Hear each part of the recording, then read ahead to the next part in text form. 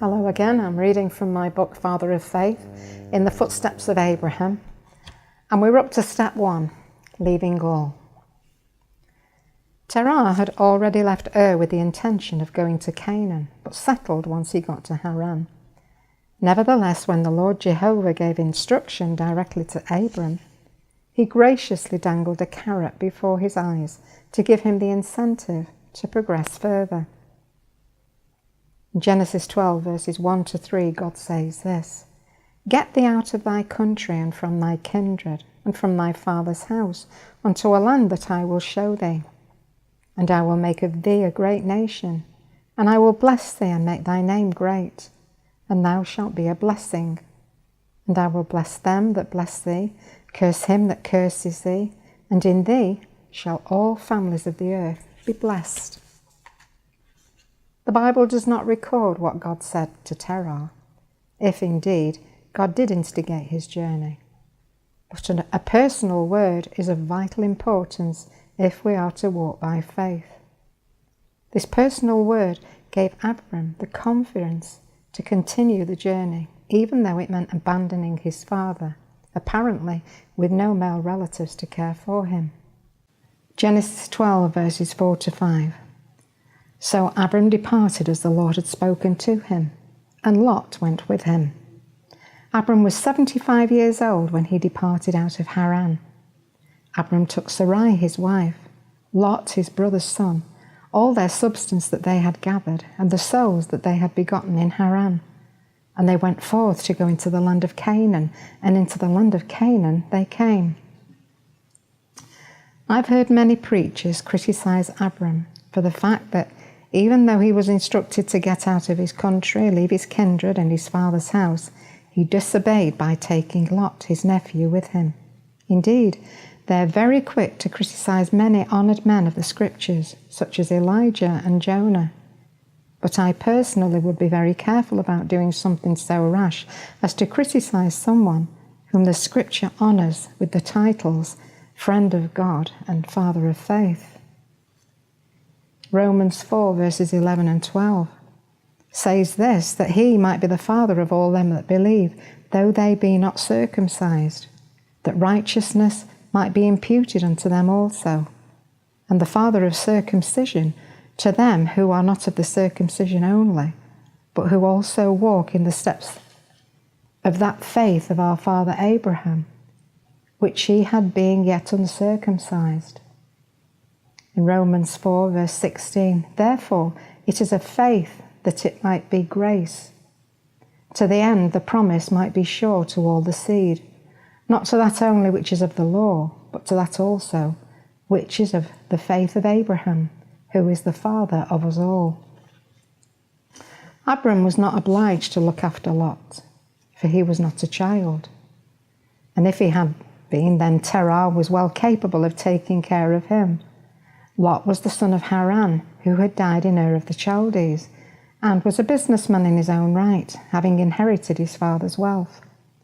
Lot's sister, Milcah, was grown up enough to become the wife of her uncle, Nahor, whilst they were still dwelling in Ur, so there is no chance that Lot was still a child when living in Haran, from where Abram set out for Canaan. Genesis 11:29 says this: "Abram and Nahor took wives. Abram's wife was Sarai, and the name of Nahor's wife, Milcah, the daughter of Haran, the father of Milcah and Ishkar." Genesis 13, verse 5.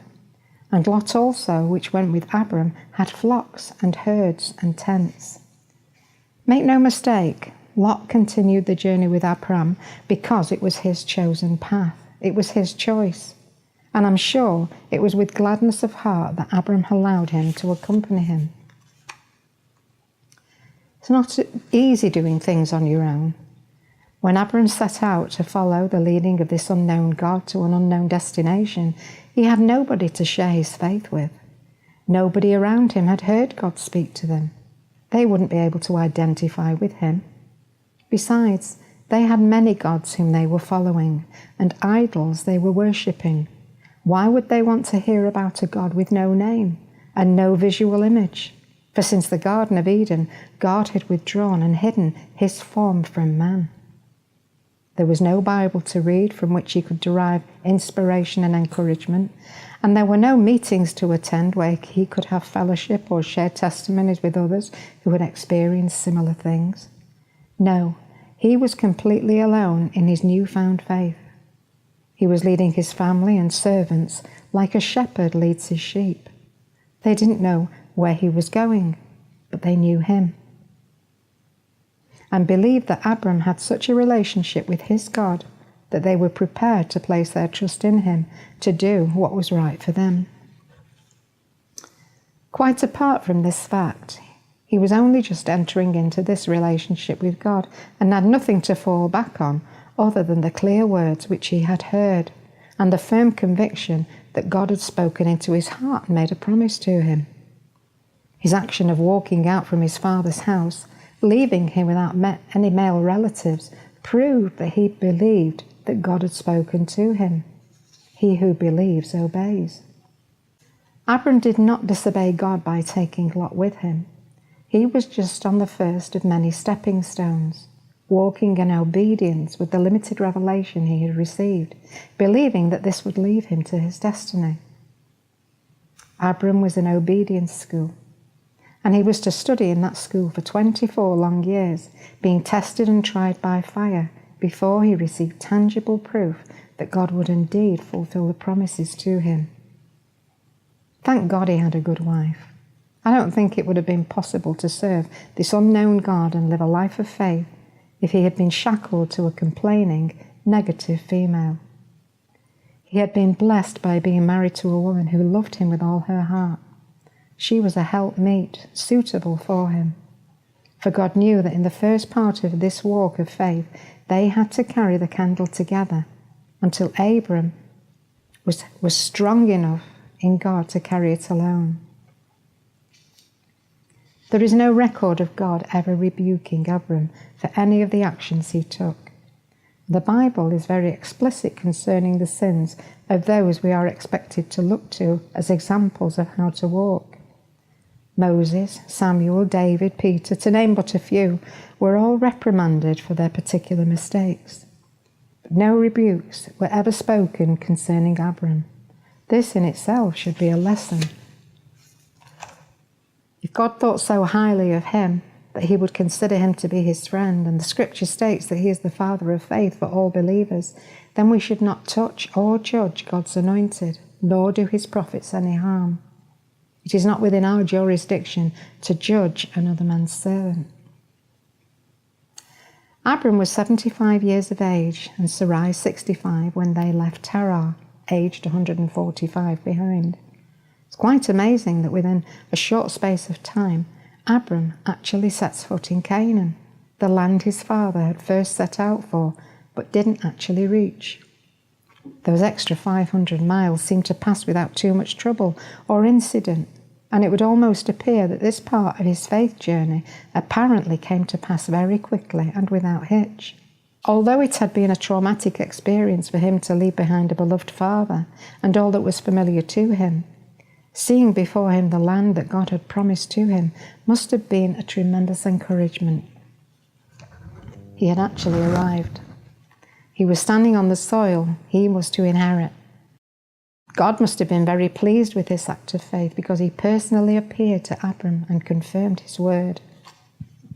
Genesis 12, verse 7 to 9 says this: "And the Lord appeared unto Abram and said, Unto thy seed will I give this land. And there built he an altar unto the Lord, who appeared unto him. And he removed from thence unto a mountain on the east of Bethel, and pitched his tent, having Bethel on the west, and Hai on the east. And there he built an altar unto the Lord, and called upon the name of the Lord. And Abram journeyed, going on still, toward the south." It didn't unduly perturb Abram that the Canaanites still lived in the land. He believed even then that if God promised this land to him, then God would work something out sooner or later. So he was happy to pitch his tent there, dwell amongst them, and wait. There was absolutely no reason for Abram to leave the place God had said he would inherit. He would just wait and hold his ground until the Lord gave it to him on a plate, just like he'd promised. But that wasn't what God had in mind.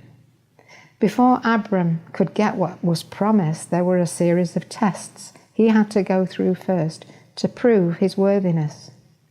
He was allowed to view it for himself, even walk through it, but it would not be his, lock, stock and barrel, until he had overcome the hurdles God was now going to place before him. When Jesus Christ gives us a revelation of who God is and tells us to leave all and follow him, it's because he's already been preparing us over a period of time. We will have been spoken to in many ways on many different occasions during our lives, but there comes a time when our feet have to start walking down the path God has led us onto. It can no longer be simply a mental acceptance. It will have to be something we walk in physically. Abram's life was prophetic, and each and every one of us will have to go through a similar process if we are to live a life of faith. The walking away from all we have ever known to serve this new God we have just met can be both frightening and exhilarating in experience. God speaks to us. We can hear him in our hearts and are sure that this is the right path. We encounter many encouragements, and it isn't long before we know we are where we are meant to be. Abram actually walked, slept, ate and drank in the very place God had promised to give him, yet it didn't belong to him. He could see and feel what had been promised to him, but it wasn't actually his. That was for the future, but only if his faith in God would permit him to pay the price God was asking in exchange for the promise to become a reality. First of all, he had to face the wilderness. When we first come into a relationship with God, we also experience our promised land, but we only experience it in our spirits. The kingdom of heaven is within us. It's not something physical and cannot be seen externally. One day it truly will be a reality, but until that day comes, we also have to face the wilderness, for only those who endure to the end shall be saved. God cannot fulfill his promises to us unless he knows what is in the depth of our hearts, and only the heat and dryness of the wilderness can bring this out. Only the loneliness and solitude of the wilderness allows the conditions for our motives to be scrutinized. God knows exactly what he's doing. The wilderness is not a mistake. It is paramount to our eventually inheriting. Our lives as believers mean nothing until we have been tried and tested. Until proven, our faith is just a mere belief that Jehovah is the one and only true and living God, and is no better than the faith that the devil has, for he also believes in God and trembles. We need much more than belief. We need to suffer for what we believe in before we know for a certainty that we really do have faith in God.